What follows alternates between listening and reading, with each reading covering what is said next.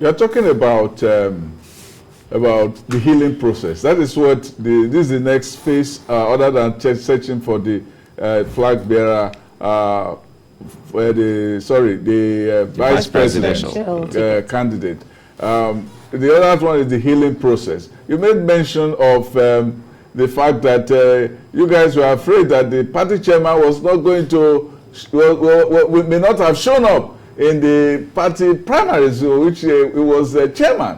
What was the depth of his own bitterness that made you people so worried that he might not have shown up? And the second part of the question is, what is the healing process? Those people who lost, Amechi, the vice president, and so on, there's still some wounds that need to be healed. Actually, you talked about Ahmed Lawan licking his wounds. You're going to do that. But first, address the issue of what was the extent of Abdullahi Adamu's pains and bitterness that you guys were afraid he might not show up in the primary.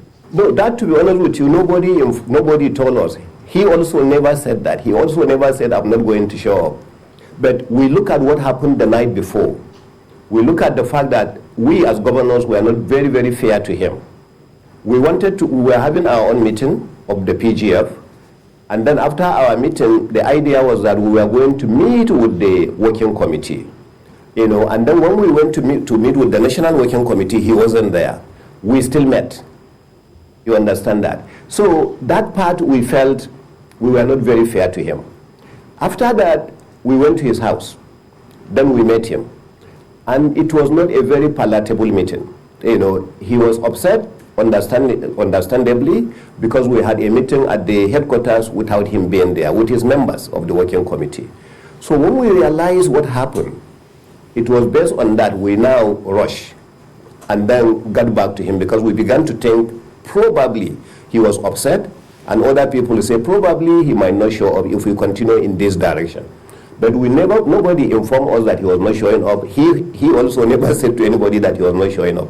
So I wanted to clear that part. It's just our fear that probably somebody in that kind of situation with anger, that things were done unfair to him, will not show up. So that's why we did that.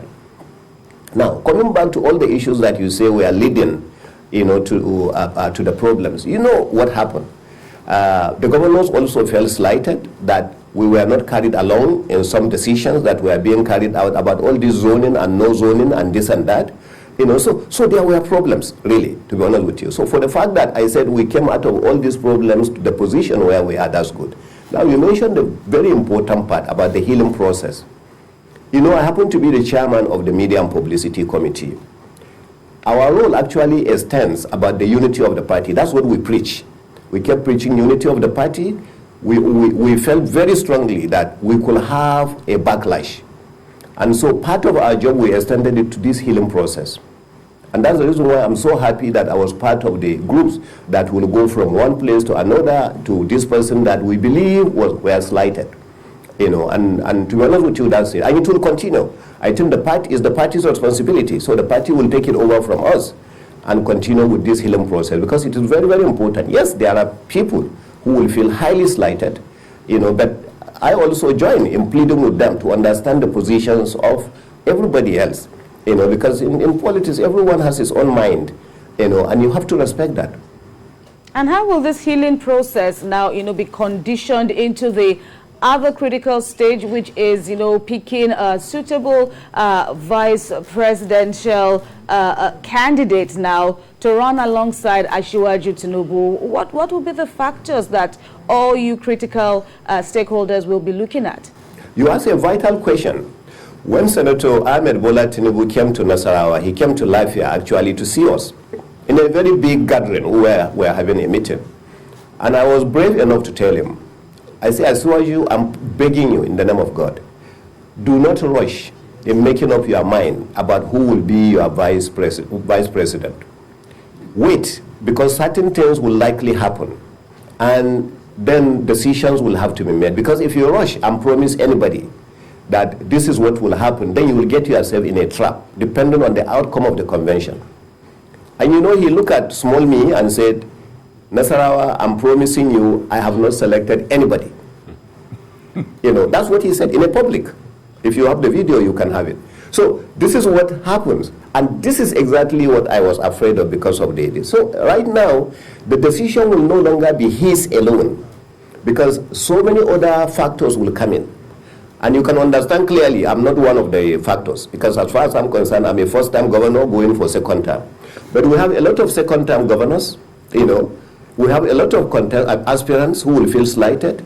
We have a lot of, so all those things will come into the play. And more importantly, you have Mr. President.